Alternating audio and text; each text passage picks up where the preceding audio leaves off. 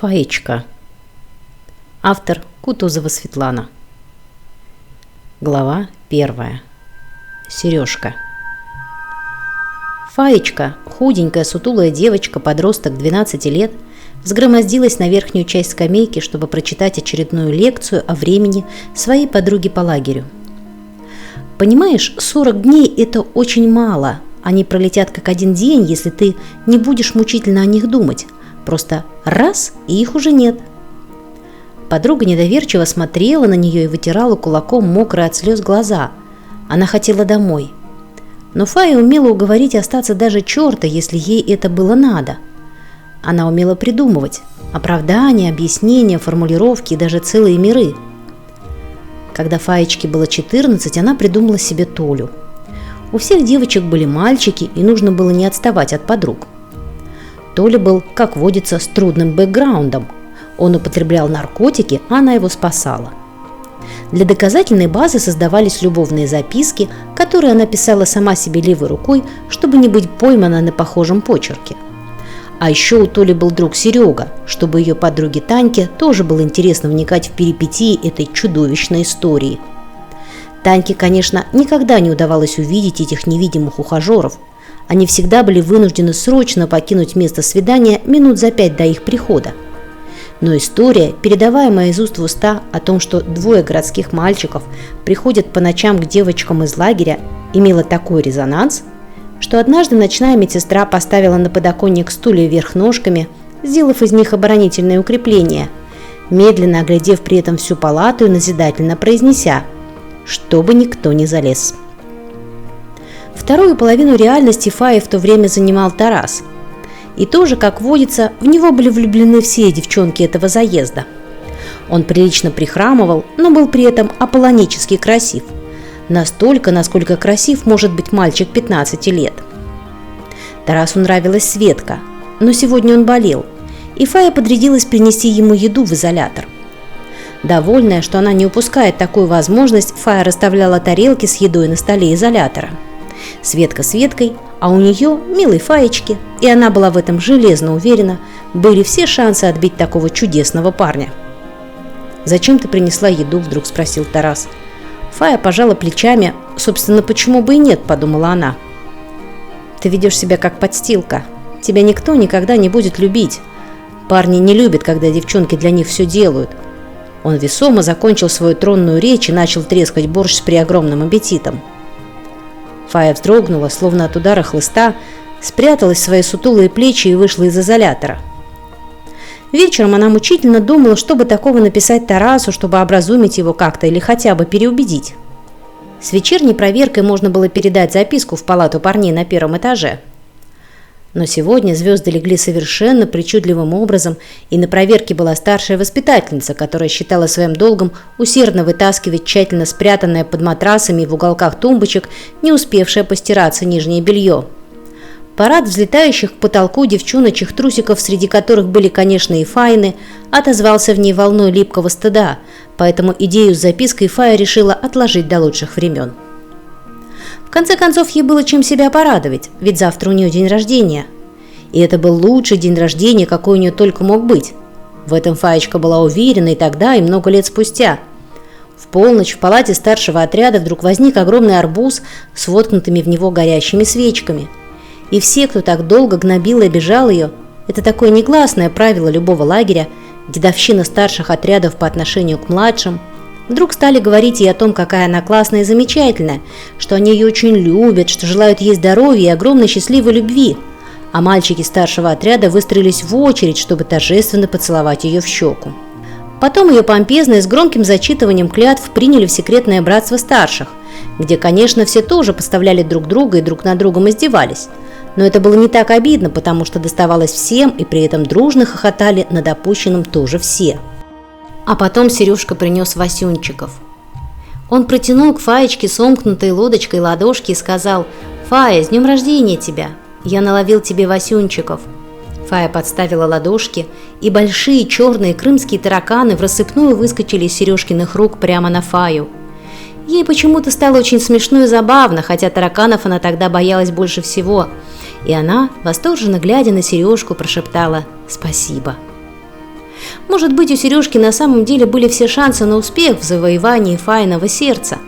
По ночам он приходил к Фае и мазал ее не жуткой зубной пастой лесной бальзам, а старательно раздобытым в единственном в округе магазине кремом Ольга. Фаечка просыпалась от его запаха, когда Сережке уже и след простыл. Медленно размазывала его по своему крохотному лобику и щечкам, остатки все непременно втирала в каждый пальчик и, совершенно полноправно ощущая себя, если не царицей, то хотя бы местной королевной, радостно засыпала. Наступила осень. Сережка уехал, Фая осталась. Она свернула его имя в своей памяти, бережно, словно пожелтевший кленовый лист, написала где-то внутри себя осторожно и трепетно «Сережа Есин» и убрала на самую дальнюю полку. Сережка уехал, но у нее остался запах моря, тот, который у нее никто и никогда не отнимет.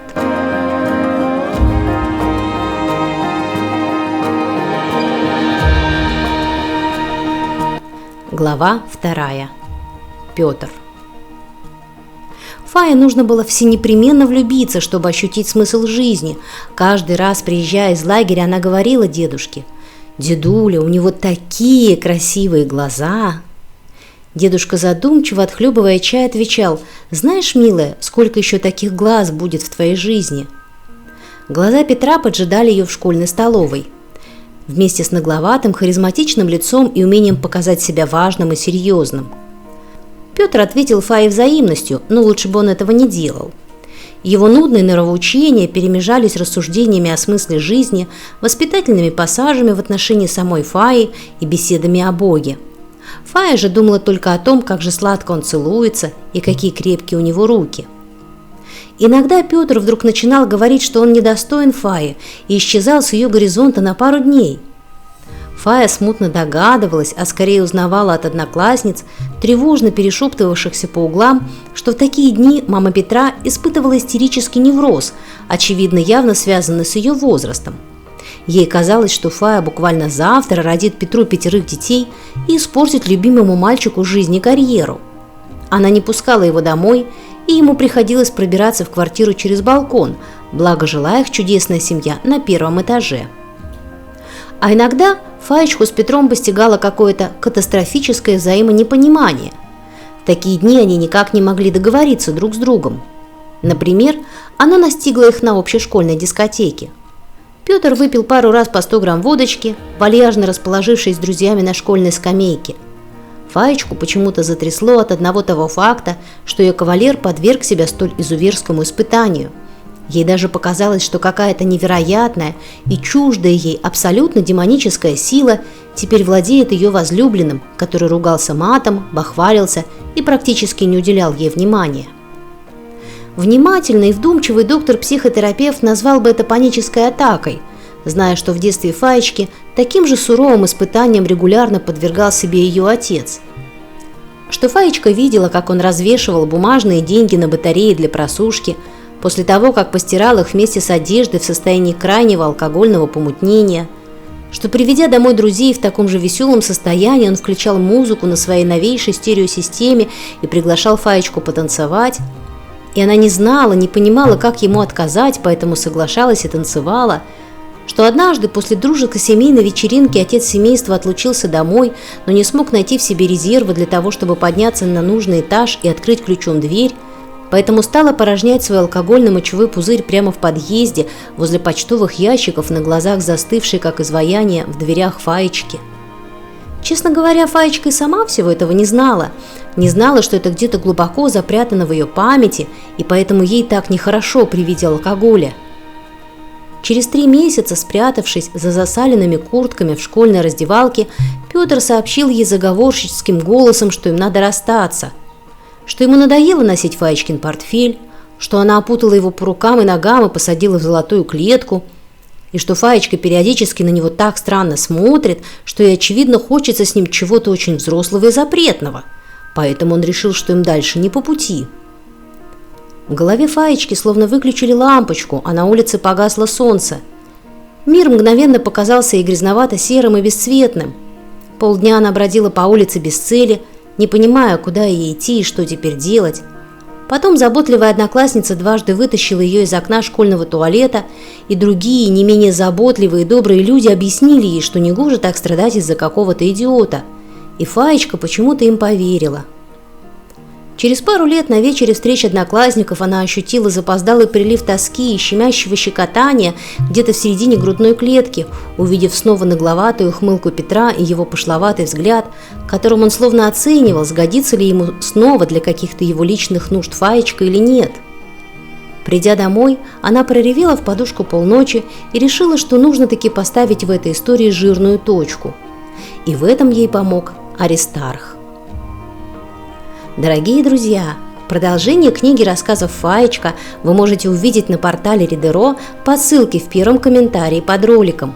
Книга доступна для бесплатного скачивания или по цене читателя от 50 рублей.